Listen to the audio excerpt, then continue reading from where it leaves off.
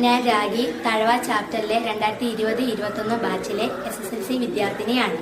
കുറച്ച് ദിവസങ്ങളായി തഴവ ചാപ്റ്ററിലെ യൂട്യൂബ് ചാനലിൽ നിന്ന് ലഭിക്കുന്ന ഓൺലൈൻ ക്ലാസുകൾ വളരെ മികച്ചതും ഏറെ പ്രയോജനപ്രദവുമാണ്. അതുമാത്രമല്ല, നമ്മുടെ കൂട്ടുകാർക്ക് ഏവർക്കും ആ ക്ലാസുകൾ വളരെ ഇഷ്ടപ്പെടുമെന്ന് ഞാൻ കരുതുന്നു. തഴവ ചാപ്റ്ററിലെ മാത്രമല്ല, അവിടെയുള്ള പ്രദേശങ്ങളിലെ പല SSLC വിദ്യാർത്ഥികൾക്കും ഓൺലൈൻ ക്ലാസുകൾ വളരെ ഉപയോഗകരമാണെന്ന് ഞാൻ സന്തോഷത്തോടു കൂടി കരുതുന്നു. ഇന്ന് നമുക്ക് വേണ്ടി ഓൺലൈൻ ക്ലാസ് എടുക്കാൻ എത്തിയിരിക്കുന്നത് തഴവ ചാപ്റ്ററിലെ ഫിസിക്സ് അധ്യാപകനായ പ്രഭിരാജ് സാറാണ്. പ്രഭിരാജ് സാറിനെ ഏവർക്കും വേണ്ടി ഞാൻ സ്വാഗതം ചെയ്യുന്നു. നമസ്കാരം, എൻ്റെ പേര് പ്രഭിരാജ്. ഞാൻ ചാപ്റ്ററിലെ ഫിസിക്സ് അധ്യാപകനാണ്. അപ്പോൾ ഞാൻ ഇന്ന് വന്നിരിക്കുന്നത് നമ്മുടെ ഫിസിക്സിലെ ഒന്നാമത്തെ പാഠഭാഗം എടുക്കുന്നതിന് വേണ്ടിയിട്ടാണ്. പ്രധാനമായിട്ടും ക്ലാസ് തുടങ്ങുന്നതിന് മുമ്പായിട്ട് പറയാനുള്ള കുറച്ച് കാര്യങ്ങളെന്ന് പറയുന്നത്, നമ്മുടെ SSLCക്കാർക്ക് നിങ്ങളുടെ പുസ്തകത്തിൽ പഠിക്കാനുള്ളത് 7 പാഠഭാഗങ്ങളാണ് ഫിസിക്സിൽ പഠിക്കാനുള്ളത്. ഈ 7 പാഠഭാഗങ്ങളിൽ ആദ്യത്തെ 2 പാഠഭാഗങ്ങൾ എഫക്ട്സ് ഓഫ് ഇലക്ട്രിക് കറണ്ടുമായി ബന്ധപ്പെട്ടു. അതായത് നമ്മുടെ ഇലക്ട്രിസിറ്റിയുടെ ചില എഫക്ട്സ്, ചില ഫലങ്ങൾ, വൈദ്യുത പ്രവാഹത്തിന്റെ ഫലങ്ങൾ എന്നാണ് പറയുന്നത്. അപ്പോൾ ഇലക്ട്രിക് കറണ്ടിന്റെ ചില എഫക്ട്സിനെ പറ്റിയാണ് ആദ്യത്തെ 2 ചാപ്റ്ററുകളിലും പഠിക്കുന്നത്. പ്രധാനമായിട്ട് നമുക്ക് പഠിക്കാനുള്ളത് ഇലക്ട്രിക് കറണ്ടിന്റെ 3 എഫക്ട്സിനെ പറ്റിയാണ്.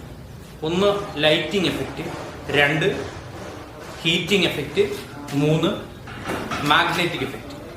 ലൈറ്റിംഗ് എഫക്റ്റിനെ പറ്റിയും ഹീറ്റിംഗ് എഫക്റ്റിനെ പറ്റിയുമാണ് ഒന്നാമത്തെ പാഠഭാഗത്തിൽ നമ്മൾ ചർച്ച ചെയ്യുന്നത്. രണ്ടാമത്തെ പാഠഭാഗത്തിൽ magnetic effect of electric current. അപ്പം നമ്മൾ ഇവിടെ പഠിക്കാൻ പോകുന്നത് ഒന്നാമത്തെ പാഠഭാഗമാണ്. നമുക്ക് എല്ലാവർക്കും അറിയാം, ഇലക്ട്രിസിറ്റിയെ പറ്റി നമുക്ക് എല്ലാവർക്കും, നമ്മുടെ എല്ലാവരുടെയും വീടുകളിൽ കറണ്ട് ഉണ്ട്. അപ്പോൾ വൈദ്യുതി ഇല്ലാതെ നമുക്ക് ഒരു നിമിഷം പോലും ജീവിക്കാൻ ബുദ്ധിമുട്ടുള്ള കാലഘട്ടത്തിലേക്ക് വന്നു കഴിഞ്ഞു. അപ്പോൾ ഇലക്ട്രിസിറ്റി എത്രത്തോളം പ്രധാനപ്പെട്ടതാണ് എന്ന് നമുക്ക് എല്ലാവർക്കും അറിയാം. അപ്പോൾ ഇതുമായിട്ട് ബന്ധപ്പെട്ട ശാസ്ത്രീയമായ ചില കാര്യങ്ങൾ എല്ലാവർക്കും അറിയണമെന്നില്ല.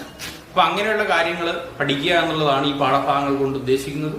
അപ്പോൾ നമുക്ക് പാഠഭാഗത്തിലേക്ക് കിടക്കാം. ശ്രദ്ധിക്കുക, നമ്മൾ ഹീറ്റിംഗ് എഫക്ട്സിലേക്കും ലൈറ്റിംഗ് എഫക്റ്റിലേക്ക് പോകുന്നതിന് മുമ്പായിട്ട് ഇതിനെ കുറച്ച് ബേസിക് ആയിട്ടുള്ള കാര്യങ്ങൾ പഠിക്കേണ്ടതുണ്ട്. നമുക്ക് എല്ലാവർക്കും അറിയാവുന്ന 2 ടേമുകളാണ്. ഒന്ന് electric current, 2 electric potential difference. ഈ രണ്ടാമത്തെ ടൈം നിങ്ങൾക്ക് അങ്ങനെ സ്ഥിരപരിചയമല്ല, പക്ഷെ എങ്കിലും അതിന് മറ്റൊരു തരത്തിൽ നിങ്ങൾ കേട്ടിട്ടുണ്ട്. വോൾട്ടേജ് എന്നുള്ളൊരു വാക്ക് നിങ്ങൾ സ്ഥിരമായി കേൾക്കാറുണ്ട്. അപ്പോൾ അത് തന്നെയാണിത്. അപ്പോൾ നമുക്ക് പ്രധാനമായിട്ട് ആദ്യത്തെ 2 ബേസിക് ടേംസ് പഠിക്കാം. ഒന്ന് ഇലക്ട്രിക് കറണ്ട്, 2 പൊട്ടൻഷ്യൽ ഡിഫറൻസ്. എന്താണ് ഇലക്ട്രിക് കറണ്ട് എന്ന് നമുക്ക്, ഇലക്ട്രിക് കറണ്ടിനെ റെപ്രസെന്റ് ചെയ്യുന്ന ലെറ്റർ I ആണ്, ക്യാപിറ്റൽ ലെറ്റർ I ആണ്. അതായത് ഇന്റൻസിറ്റി ഓഫ് ഇലക്ട്രിക് കറണ്ട്, അതാണ് I കൊണ്ട് റെപ്രസെന്റ് ചെയ്തത്. അപ്പൊ എന്താണ് അതിന്റെ ഡെഫിനിഷൻ നിങ്ങൾ നോക്കി. It is a quantity of electric charge flows through a conductor in 1 second. ഒരു കണ്ടക്ടറിൽ കൂടി, ഒരു ചാലകത്തിൽ കൂടി, അതായത് വൈദ്യുതിയെ കടത്തിവിടുന്ന വസ്തുക്കളെ നമുക്ക് എന്തെന്ന് വിളിക്കാം, കണ്ടക്ടേഴ്സ് അഥവാ ചാലകങ്ങൾ എന്ന് വിളിക്കാം. ഒരു ചാലകത്തിൽ കൂടി അല്ലെങ്കിൽ ഒരു കണ്ടക്ടറിൽ കൂടി 1 സെക്കൻഡിൽ കടന്നു പോകുന്ന, ഫ്ലോ ചെയ്യുന്ന ചാർജിന്റെ അളവിനെ വിളിക്കുന്ന പേരാണ് എന്തെന്ന് പറയുന്നത്, ഇലക്ട്രിക് കറണ്ട്. എന്താണ് പറഞ്ഞത്, ഒരു കണ്ടക്ടറിൽ കൂടി 1 സെക്കൻഡിൽ ഫ്ലോ ചെയ്യുന്ന ചാർജിന്റെ അളവിനെ വിളിക്കുന്ന പേരാണ് ഇലക്ട്രിക് കറണ്ട്. ശ്രദ്ധിക്കുക, quantity of electric charge flows through a conductor in 1 second. അത് മനസ്സിലായല്ലോ. എന്ന് പറഞ്ഞാൽ 1 സെക്കൻഡിലുള്ള ചാർജ്, അതായത് charge divided by time. Charge divided by time, അതാണ് ഇലക്ട്രിക് കറണ്ട്. അതാണ് ഇവിടെ എഴുതിയിരിക്കുന്ന ഇക്വേഷൻ. I = Q/T എന്നുള്ളതാണ് ഇതിന്റെ ഇക്വേഷൻ, ഇലക്ട്രിക് കറണ്ടിന്റെ ഇക്വേഷൻ. നിങ്ങൾ നോക്കുക, ശ്രദ്ധിച്ചു നോക്കിക്കോ. ഒരു കണ്ടക്ടറെ ഞാൻ എടുത്തിരിക്കുക. ഒരു കണ്ടക്ടറിൽ കൂടി 1 സെക്കൻഡിൽ 20 കൂളം ചാർജ് ഒഴുകുന്നു അല്ലെങ്കിൽ ഫ്ലോ ചെയ്യുന്നു എന്ന് മനസ്സിലാക്കുക എന്ന് വിചാരിക്കുക. ഒരു കണ്ടക്ടറിൽ കൂടി 1 സെക്കൻഡിൽ 20 കൂളം ചാർജ് ഫ്ലോ ചെയ്താൽ അവിടുത്തെ ഇലക്ട്രിക് കറണ്ട് എത്രയായിരിക്കും? നമ്മൾ പറഞ്ഞ ഡെഫിനിഷൻ എന്താ, 1 സെക്കൻഡിൽ ഒരു കണ്ടക്ടറിൽ കൂടി ഫ്ലോ ചെയ്യുന്ന എത്ര കൂളം ചാർജ് ആണോ അതാണ് അവിടുത്തെ ഇലക്ട്രിക് കറണ്ട്. അപ്പോൾ 1 സെക്കൻഡിൽ ഇവിടെ എത്ര കൂളം പോയി?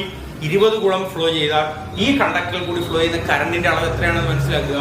1 സെക്കൻഡിൽ 20 കൂളം. അപ്പോൾ അവിടുത്തെ കറണ്ടിന്റെ അളവ് I = 20. ഇനി അടുത്തതായി നമുക്ക് കറണ്ടിന്റെ യൂണിറ്റ് എന്താണെന്ന് നോക്കാം. കറണ്ടിന്റെ യൂണിറ്റ് എങ്ങനെയാ വരുന്നതെന്ന് നോക്കുക. ഇക്വേഷനിലേക്ക് നോക്കുക. ഇക്വേഷനിലെ 2 യൂണിറ്റ് വെച്ച് നമുക്ക് കറണ്ടിന്റെ യൂണിറ്റ് എഴുതാൻ പറ്റും. ചാർജിന്റെ യൂണിറ്റ് എന്താണ്? കൂളംസ് ആണ്. ടൈമിന്റെ യൂണിറ്റ് എന്താണ്? സെക്കൻഡ് ആണ്. അതിന്റെ ഇടയ്ക്ക് ബൈ ഉണ്ട്, അപ്പൊ അതിന് സ്ലാഷ് ഇടുന്നു. കൂളം പെർ സെക്കൻഡ് ആണ് ഇതിന്റെ യൂണിറ്റ്, ഇലക്ട്രിക് കറണ്ടിന്റെ യൂണിറ്റ്. എങ്കിലും നമ്മൾ കോമൺ ആയിട്ട് ഉപയോഗിക്കുന്ന യൂണിറ്റ് ഇതല്ല. കോമൺ ആയിട്ട് നമ്മൾ ഉപയോഗിക്കുന്നത് ആംബിയർ ആണ്. Ampere, AMPERE. എന്നെ റെപ്രസെന്റ് ചെയ്യുന്ന ലെറ്റർ ക്യാപിറ്റൽ ലെറ്റർ A ആണ്. ഇലക്ട്രിക് കറണ്ടിന്റെ യൂണിറ്റ് ഏതാണെന്ന് ചോദിച്ചാല് ആംബിയർ ആണ്. അപ്പൊ നിങ്ങൾ ശ്രദ്ധിക്കുക. അപ്പൊ ഇവിടുത്തെ കറണ്ട് എത്രയാണ്? 20 ആംബിയർ. 20 ആംബിയർ ആണ്. അതേപോലെ തന്നെ ഒരു എക്സാമ്പിൾ കൂടി നമുക്ക് നോക്കാം. ഒരു കണ്ടക്ടറിൽ കൂടി 2 സെക്കൻഡിൽ ഫ്ലോ ചെയ്യുന്നത് 50 കൂളം ചാർജ് ആണെന്ന് വിചാരിക്കും. ഒരു കണ്ടക്ടറിൽ 2 സെക്കൻഡിൽ ഫ്ലോ ചെയ്യുന്നത് 50 കൂളം ചാർജ് ആണെന്ന് കരുതുക. അങ്ങനെയാണെങ്കിൽ ഇവിടുത്തെ ഇലക്ട്രിക് കറണ്ട് എത്രയായിരിക്കും? നമ്മുടെ ഇക്വേഷൻ ഉണ്ടല്ലോ, I = എത്രയാ? Q/T ആണ്. Q എന്ന് പറഞ്ഞാൽ ചാർജ് എത്രയാ? 50 ഡിവൈഡഡ് ബൈ Q/T. ടൈം എത്രയാണ് ഇവിടെ? 2 സെക്കൻഡ്. 50/2 എത്രയാണ്? 25 ആംബിയർ. എത്രയായിട്ട്? 25 ആംബിയർ ആണ് ഇവിടുത്തെ ഇലക്ട്രിക് കറണ്ട്. അപ്പൊ ഇലക്ട്രിക് കറണ്ട് എന്ന് പറയുന്ന ബേസിക് കൺസെപ്റ്റ് മനസ്സിലായല്ലോ. ഇലക്ട്രിക് കറണ്ട് എന്ന് പറഞ്ഞാൽ ഒരു കണ്ടക്ടറിൽ കൂടി 1 സെക്കൻഡിൽ ഫ്ലോ ചെയ്യുന്ന ചാർജിന്റെ അളവിനെ വിളിക്കുന്ന പേരാണ് ഇലക്ട്രിക് കറണ്ട്. ഇനി നമുക്ക് പാഠഭാഗത്തിലെ 3 പ്രധാനപ്പെട്ട ടോപ്പിക്കുകളിൽ ആദ്യത്തെ 3 പ്രധാനപ്പെട്ട ടോപ്പിക്കുകളിൽ രണ്ടാമത്തെ ടോപ്പിക്കായ ഇലക്ട്രിക് പൊട്ടൻഷ്യൽ ഡിഫറൻസ് അഥവാ വോൾട്ടേജിലേക്ക് കിടക്കുക. എന്താണെന്ന് നിങ്ങൾ നോക്കി. വോൾട്ടേജ് അഥവാ പൊട്ടൻഷ്യൽ ഡിഫറൻസ് എന്ന് പറയുന്നത് നമ്മൾ അതിനുവേണ്ടി 2 പോയിന്റ് വേണം. 2 പോയിന്റുകൾക്കിടയിലാണ് എപ്പോഴും നമ്മൾ എന്ത് പറയുക? പൊട്ടൻഷ്യൽ ഡിഫറൻസ് പറയുക. ഡിഫറൻസ് എന്ന് തന്നെ അവിടെ പറയുന്നുണ്ടല്ലോ, നിങ്ങൾക്ക് മനസ്സിലാവുന്നുണ്ടല്ലോ. ഡിഫറൻസ് എന്ന് പറഞ്ഞാൽ എപ്പോഴും എന്തിനാ പറയുക? 2 എണ്ണം നമ്മൾ കമ്പയർ ചെയ്താണ് നമ്മൾ ഡിഫറൻസ് പറയുക. അതുപോലെ തന്നെയാണ് പൊട്ടൻഷ്യൽ ഡിഫറൻസും എന്തിനിടയിലായിരിക്കും? 2 പോയിന്റുകൾക്കിടയിലായിരിക്കും. ഈ 2 പോയിന്റുകൾക്കിടയിൽ എങ്ങനെയാണ് പൊട്ടൻഷ്യൽ ഡിഫറൻസ് നമ്മൾ ഡിഫൈൻ ചെയ്യുക? ശ്രദ്ധിച്ചുകൊള്ളുക.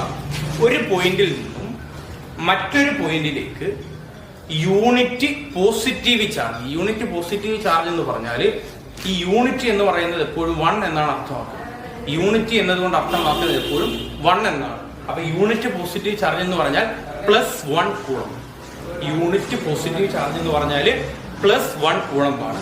+1 കൂളം ചാർജിനെ ഒരു പോയിന്റിൽ നിന്ന് മറ്റൊരു പോയിന്റിലേക്ക് എത്താൻ വേണ്ടി ചെയ്യുന്ന വർക്ക് ഡൺ അഥവാ പ്രവൃത്തിയെ വിളിക്കുന്ന പേരാണ് പൊട്ടൻഷ്യൽ ഡിഫറൻസ്.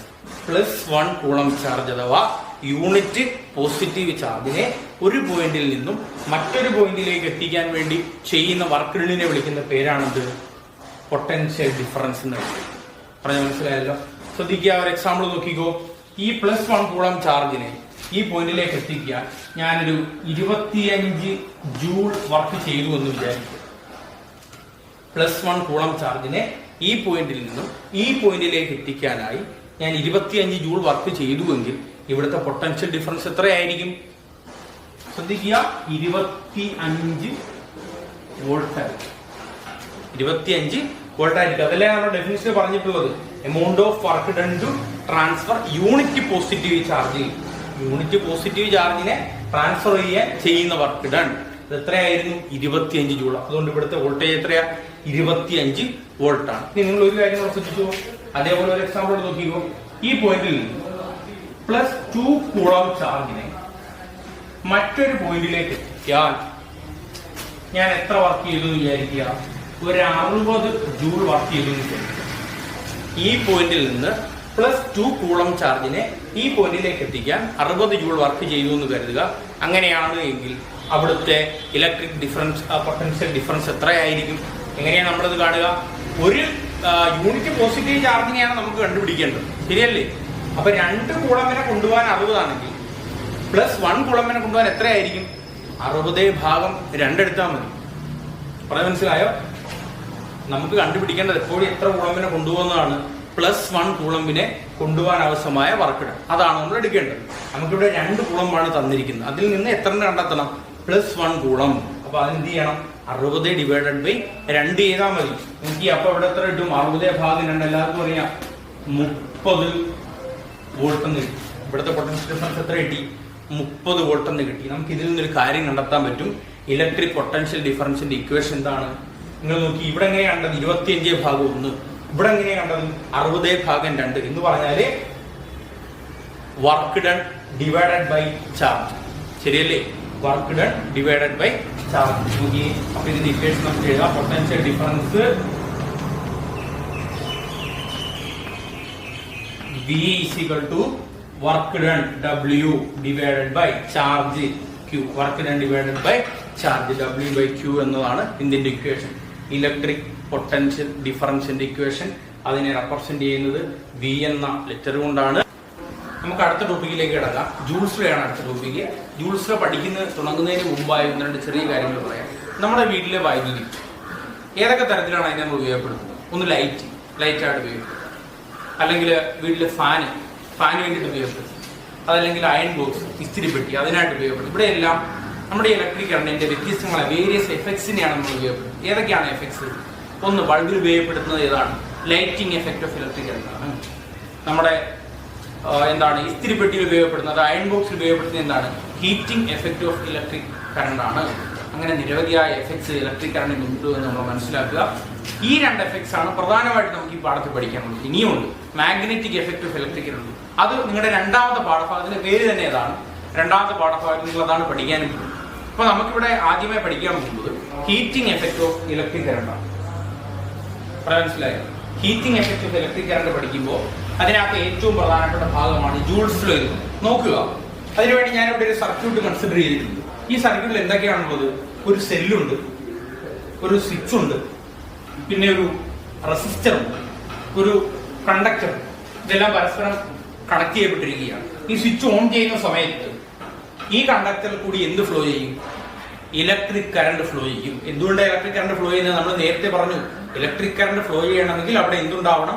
ഒരു പൊട്ടൻഷ്യൽ ഡിഫറൻസ് ഉണ്ടാവണം. ആ പൊട്ടൻഷ്യൽ ഡിഫറൻസ് പ്രൊവൈഡ് ചെയ്യുന്നത് ആരാണ്? ഈ സെല്ലാണ്.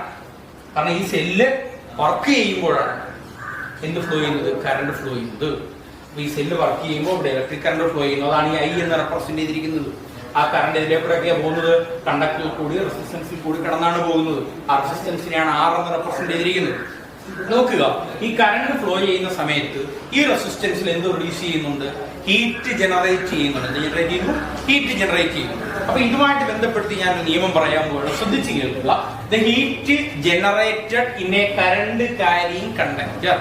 The heat generated in a current carrying conductor is, അപ്പൊ ആ ഹീറ്റിനെ H എന്ന് എഴുതാം, ഈസ് ഡയറക്ട്ലി പ്രൊപ്പോർഷണൽ ടു. 9ാം ക്ലാസ്സിൽ പഠിച്ചതല്ലേ ഈ ചിഹ്നം? ഓംസിലാ പഠിച്ചപ്പോ.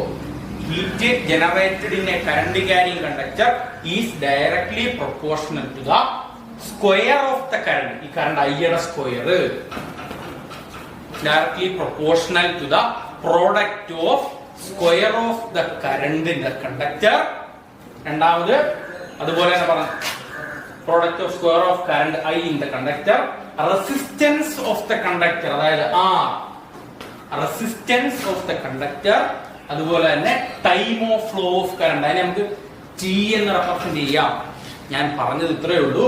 ഒരു കറണ്ട് ക്യാരിയിങ് കണ്ടക്ടറിൽ കൂടിയുള്ള അവിടെ ജനറേറ്റ് ചെയ്യപ്പെടുന്ന ഹീറ്റിന്റെ അളവ് എന്ന് പറയുന്നത് എന്തുമായിട്ടൊക്കെ ഡയറക്ട്ലി പ്രൊപ്പോർഷണൽ ആയിരിക്കും? അതിൽ കൂടി ഫ്ലോ ചെയ്യുന്ന കറണ്ടിന്റെ സ്ക്വയറിനും അതിൽ കൊടുത്തിട്ടുള്ള റെസിസ്റ്റൻസിന്റെ അളവിനും പിന്നെ അതിലേക്കൂടെ കറണ്ട് ഫ്ലോ ചെയ്യാൻ എടുക്കുന്ന സമയത്തിന്റെയും പ്രോഡക്റ്റ് എന്ന് പറഞ്ഞാൽ ഗുണനഫലം. പ്രോഡക്റ്റ് എന്ന് പറഞ്ഞാൽ എന്താണ്? ഗുണനഫലം, മൾട്ടിപ്പിൾ. ഇതെല്ലാം കൂടെ ഗുണിക്കുന്നതുമായി ഡയറക്ട്ലി പ്രൊപ്പോർഷണൽ ആയിരിക്കും. ഇതാണ് ജൂൾസ് ലോയിൽ പറയുന്നത്. നമുക്ക് ഇതിനെ ഒരു ഇക്വേഷനിലേക്ക് മാറ്റിയെടുക്കാം. ഈ പ്രൊപ്പോർഷണാലിറ്റി സൈൻ നമ്മൾ ഒരു ഇക്വേഷൻ ഉപയോഗിക്കില്ല. ഇക്വേഷൻ എന്ന് പറഞ്ഞാൽ അതിനകത്ത് എന്ത് വരണം? ഈക്വൽ ടു സൈൻ വരണം. അതിനുവേണ്ടി നമ്മൾ എന്ത് ചെയ്യും? ഈ പ്രൊപ്പോർഷണാലിറ്റി സൈൻ മാറ്റി ഈക്വൽ ടു സൈൻ ആക്കണമെന്നുണ്ടെങ്കിൽ ഞാൻ എന്ത് ചെയ്യണം? കഴിഞ്ഞ വർഷം പഠിച്ചതാണ്, ഓർമ്മയുണ്ടോ? അതിനുവേണ്ടി നമ്മൾ എന്ത് ചെയ്യണം? ഒരു കോൺസ്റ്റന്റ് കൊണ്ട് മൾട്ടിപ്ലൈ ചെയ്യണം. നമ്മളിവിടെ H ഈക്വൽ ടു, ഇത് മാറി എന്തോ ആവുന്നു? ഈക്വൽ ടു, ഇവിടെ ഏതാണ് കോൺസ്റ്റന്റ് എടുക്കുക? K into I square RT. ഈ കെയുടെ വാല്യൂ എത്രയാണ്? 1. ഈ കെയുടെ വാല്യൂ എത്രയാണ്? അപ്പൊ നമുക്ക് യഥാർത്ഥം ഇവിടെ പ്രത്യേകിച്ച് എഴുതേണ്ട ആവശ്യമുണ്ടോ? അപ്പൊ നമുക്ക് ഇങ്ങനെ എഴുതാം, H equal to I square RT. H equal to I square RT. ഇതാണ് ജൂൾസിലുള്ള ഇക്വേഷൻ ആണ്. H equal to I square RT. ഈ ഇക്വേഷൻ വെച്ചൊന്ന് പറഞ്ഞ ജൂൾ നിയമപ്രകാരം പറയുന്നത് എന്താ? The heat generated in a current carrying conductor, അതായത് H is directly proportional to the square of the current through the conductor. കണ്ടക്ടറിൽ കൂടി പോകുന്ന കറണ്ടിന്റെയും അതുപോലെ തന്നെ റെസിസ്റ്റൻസ് ഓഫ് ദ കണ്ടക്ടർ, ആ കണ്ടക്ടറിന്റെ റെസിസ്റ്റൻസിന്റെയും പിന്നെ അതുപോലെ ടൈം ഓഫ് ഫ്ലോ ഓഫ് കറണ്ടിന്റെയും ഗുണനഫലത്തിന് മൾട്ടിപ്പിളിന് ഡയറക്ട്ലി പ്രൊപ്പോർഷണൽ ആയിരിക്കും. അതിൽ നിന്ന് ആ പ്രൊപ്പോർഷണാലിറ്റി സൈൻ മാറ്റി ഈക്വൽ ടു സൈൻ ആക്കിയപ്പോൾ നമുക്ക് കിട്ടിയ ഇക്വേഷൻ ആണ് H equal to I square RT. ഇതാണ് ജൂൾ നിയമപ്രകാരം നമ്മൾ പറയുന്ന ഇക്വേഷൻ. അപ്പൊ നമ്മൾ ശ്രദ്ധിക്കുക, ഇനി ഇതെങ്ങനെയാണ് വന്നത് നമുക്കറിയാം. ഇതിനൊരു ഡെറിവേഷൻ, ഇത് നമ്മൾ ഡയറക്റ്റ് എന്താണ് ഡെഫിനിഷൻ പറഞ്ഞു, ജൂൾ നിയമം എന്താണെന്ന് പറഞ്ഞു, അതിന്റെ ഇക്വേഷൻ അങ്ങ് എഴുതി. ഇനി ഇത് എങ്ങനെയാണ് വന്നത് എന്ന് നമുക്കൊന്ന് അറിയണം. അതിന് നമുക്ക് നോക്കാം എങ്ങനെയാണ് അത് വന്നതെന്ന് നോക്കാം.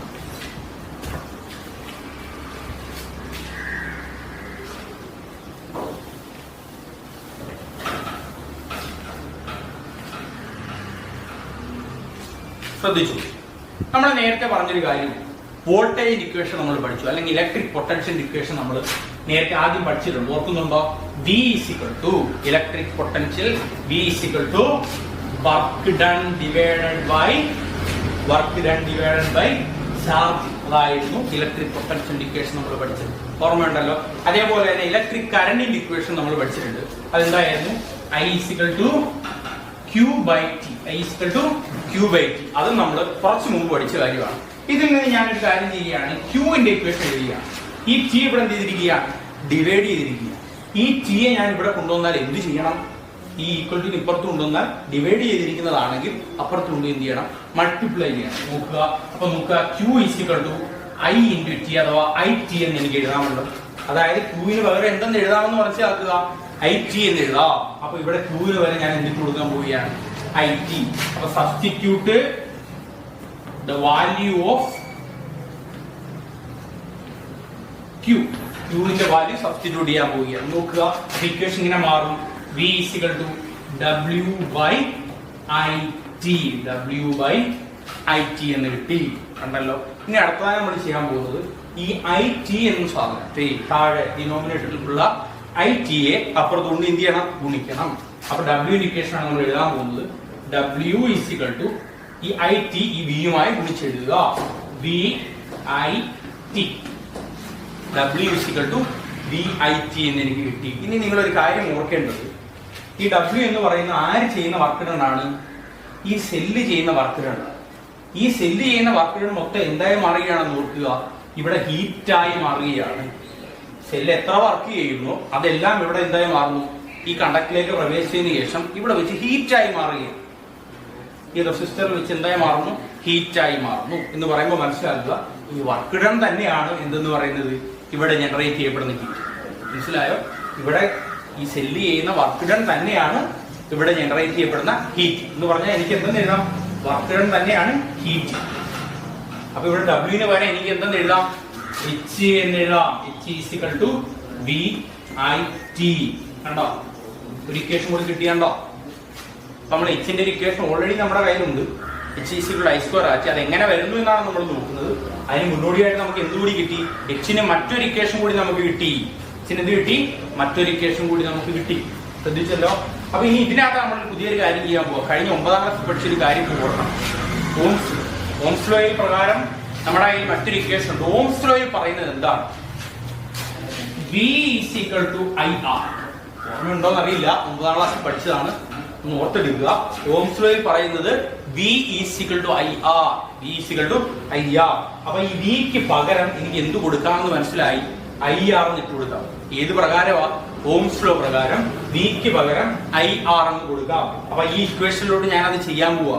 ഈ ഇക്വേഷൻ വിയുടെ സ്ഥാനത്ത് IR ഇട്ട് കൊടുക്കുന്നു. അപ്പൊ H വിക്ക് പകരം IR ഇൻറ്റു നോക്കിയേ, വിക്ക് പകരം IR കൊടുത്തു. പിന്നുള്ള എന്തൊക്കെയാ? ഐയും ടിയും. IR into I into T. നോക്കിയേ, ഇതെങ്ങനെയാവും നോക്കിക്കോ. ഇനി ഒരു ഐ ഉണ്ട്, വീണ്ടും ഒരു ഐ ഉണ്ട്. അപ്പൊ 2 I ഇൻറ്റു I². അപ്പൊ H I² ഇൻറ്റു ഒരു R ഒരു T. നമുക്ക് ഇക്വേഷൻ എന്തോ കിട്ടിയത് ഇപ്പോ? H I² RT. H I² RT എന്ന് പറയുന്ന അതേ ഇക്വേഷൻ അല്ലേ നമ്മൾ ജൂൾസ് ലോയിൽ നേരത്തെ പഠിച്ചത്? ഓർമ്മയുണ്ടോ? ജൂൾസ് ലോയിൽ നേരത്തെ പഠിച്ചത് എന്താ? H I² RT. അതല്ലേ നമുക്കിപ്പോൾ ഇവിടെ കിട്ടിയത്. അപ്പൊ എങ്ങനെയാണ് ഈ ജൂൾസ് ലോയുടെ ഇക്വേഷൻ വന്നത് എന്നും, അല്ലെങ്കിൽ ജൂൾസ് ലോ എങ്ങനെയാണ് ജൂൾസ് ലോയിലേക്ക് നമ്മൾ എത്തിച്ചേർന്നതെന്ന് മനസ്സിലായല്ലോ. അപ്പൊ അതിന്റെ ഇക്വേഷൻ നമുക്ക് മനസ്സിലായി. H I² RT. ഇതാണ് ഏറ്റവും പ്രധാനപ്പെട്ട ഇക്വേഷൻ. ഇനി നമുക്ക് പറയാനുള്ള ഒരു കാര്യം, നമ്മുടെ ഈ പാഠഭാഗത്തിൽ പ്രധാനപ്പെട്ട കുറച്ച് പ്രോബ്ലംസ്. ഈ പ്രോബ്ലംസ് സോൾവ് ചെയ്യണമെന്നുണ്ടെങ്കിൽ നമ്മൾ എച്ചിന്റെ 2-3 ഇക്വേഷൻ പഠിക്കണം. അതിൽ ഏറ്റവും പ്രധാനപ്പെട്ട ഒരെണ്ണം h is equal to I square RT ആണ്. രണ്ടാമത്തേത് h is equal to VIT ആണ്. ഈ രണ്ടെണ്ണം മാത്രമല്ല, ഇനി ഒരെണ്ണം കൂടി ഉണ്ട്. അതെങ്ങനെയാണ് കിട്ടുന്നത് എന്ന് നമുക്ക് നോക്കാം. ശ്രദ്ധിച്ചു. അതിനുവേണ്ടി നമ്മൾ വീണ്ടും നമ്മുടെ ഓംസ് ലൈനിലേക്ക് പോവുകയാണ്. ഓംസ് ലൈൻ പറയുന്നത് എന്താണ്? V is equal to IR. ഇതിൽ നിന്ന് ഞാൻ എന്തിന്റെ വാല്യൂ എഴുതാൻ പോവുക? ഐയുടെ വാല്യൂ എന്ന് പറഞ്ഞാൽ ഐയുടെ കൂടെയുള്ള ആള് ആരാ? ആറാണ്. ഈ ആറിനെ ഇവിടെ ഗുണിച്ചിരിക്കുകയാണ്, മൾട്ടിപ്ലൈ ചെയ്തിരിക്കുക. ഈ ആറിനെ ഞാൻ ഇപ്പുറത്ത് കൊണ്ടുവന്ന് എന്ത് ചെയ്യണം? ഡിവൈഡ് ചെയ്യണം. അപ്പൊ ഇക്വേഷൻ എങ്ങനെയാവും? ഐയുടെ ഇക്വേഷൻ എങ്ങനെ എഴുതാം? I is equal to V/R എന്ന് എഴുതാം. I is equal to V/R എന്ന് എഴുതാം. ഇനി നമ്മളൊരു കാര്യം എടുക്കണം. നമ്മുടെ പ്രധാനപ്പെട്ട ജൂൾസ് ലോയിലെ ഇക്വേഷൻ ഉണ്ടല്ലോ, അതായത് h is equal to I square RT. h is equal to I square RT. ഈ I square RTയില് ഐക്ക് പകരമായി ഞാൻ എന്ത് സബ്സ്റ്റിറ്റ്യൂട്ട് ചെയ്യാൻ പോവുകയാണ്? V/R. അതായത് ഐക്ക് പകരം എനിക്ക് എന്തെന്ന് കൊടുക്കാം? V/R എന്ന് കൊടുക്കാം. നോക്കുക, അപ്പൊ ഇക്വേഷൻ ഇങ്ങനെ മാറും. h is equal to ഐക്ക് പകരം V/R the whole square into RT. V/R the whole square into RT. V/R the whole square എന്ന് പറഞ്ഞാൽ എന്താ? V square by R square. V square by R square. Equation ഇങ്ങനെയായി മാറും. h is equal to V square by R square into RT. കണ്ടല്ലോ, ഇവിടെ താഴെ 2 R ഉണ്ട്, മുകളിൽ 1 R ഉണ്ട്. ഈ ആറും താഴത്ത് 1 R കൂടെ വെട്ടിപ്പോയാൽ പിന്നെ ക്യാൻസൽ ചെയ്ത് കഴിഞ്ഞാൽ പിന്നെ താഴെയുള്ള എന്ത് മാത്രമാണ്? 1 R മാത്രമാണ്. അപ്പൊ ഇനി ബാലൻസ് എന്തൊക്കെയുണ്ട്? V സ്ക്വയർ ഉണ്ട്, R പോയി, പിന്നെ എന്താ ഉള്ളത്? T ഉണ്ട്, ഡിനോമിനേറ്ററിൽ ഒരു R ഉണ്ട്. ഇതിനെ ഞാൻ ഒന്നുകൂടെ ബാലൻസ് ചെയ്ത് എഴുതി കഴിഞ്ഞാൽ ഇങ്ങനെ എഴുതാം. h is equal to V square T divided by R. അപ്പൊ h-ന്റെ മറ്റൊരു ഇക്വേഷൻ കൂടി കിട്ടിയതുണ്ടോ? h is equal to V square T by R. അപ്പൊ h-ന്റെ എത്ര ഇക്വേഷൻ ആയി? 3 എണ്ണം. 1 h is equal to I square RT, 2 h is equal to VIT, 3 h is equal to V square T by R. അപ്പൊ h-ന്റെ ഈ 3 പ്രധാനപ്പെട്ട equation ഉള്ളത്. ഈ ഇക്വേഷനിൽ വെച്ചുള്ള പ്രോബ്ലംസ് നമുക്ക് ചെയ്യണം. ഇത് വെച്ചുള്ള പ്രോബ്ലംസ് നമുക്ക് അടുത്ത ക്ലാസ്സിൽ പഠിക്കാവുന്നതാണ്. അപ്പം ഇന്ന് പറഞ്ഞ കാര്യങ്ങൾ എന്തൊക്കെയാണെന്ന് കൃത്യമായിട്ട് നിങ്ങൾക്ക് അറിയാമല്ലോ. ഇന്ന് നമ്മൾ പറഞ്ഞത് ഒന്നാമത്തേത് ഇലക്ട്രിക് കറന്റ് ആണ്, രണ്ടാമത്തേത് ഇലക്ട്രിക് പൊട്ടൻഷ്യൽ ഡിഫറൻസ് ആണ്, മൂന്നാമത്തേത് ജൂൾസ് ലോ ആണ്. ഈ പ്രധാനപ്പെട്ട പാഠത്തിലെ ഏകദേശം 10 പോർഷൻ ഉള്ളതിൽ ആദ്യത്തെ 3 പോർഷൻ മാത്രമാണ് നമുക്ക് തീർന്നത്. അടുത്ത ക്ലാസ്സിൽ ബാക്കിയുള്ള പോർഷൻസ് പഠിക്കണം. അപ്പൊ അടുത്ത ക്ലാസ് വരുന്നതിന് മുമ്പായിട്ട് നിങ്ങൾ ഈ പോർഷൻസ് എല്ലാം പഠിക്കണം. ഇതിന്റെ നോട്ട്സ് തയ്യാറാക്കണം, കൃത്യമായി മനസ്സിലാക്കി പഠിക്കണം. എന്തെങ്കിലും സംശയമുള്ളവർ ചോദിക്കുക, കൃത്യമായി ഇത് പറഞ്ഞു തരുന്നതായിരിക്കും. പിന്നെ അതുപോലെ ഈ വരുന്ന അടുത്ത ക്ലാസ് തുടങ്ങുന്നതിന് മുമ്പായിട്ട് ഈ പാഠഭാഗത്തിന്റെ ഒരു ടെസ്റ്റ് പേപ്പർ കൂടി നടത്തുന്നതായിരിക്കും. അപ്പൊ എല്ലാവർക്കും നന്ദി.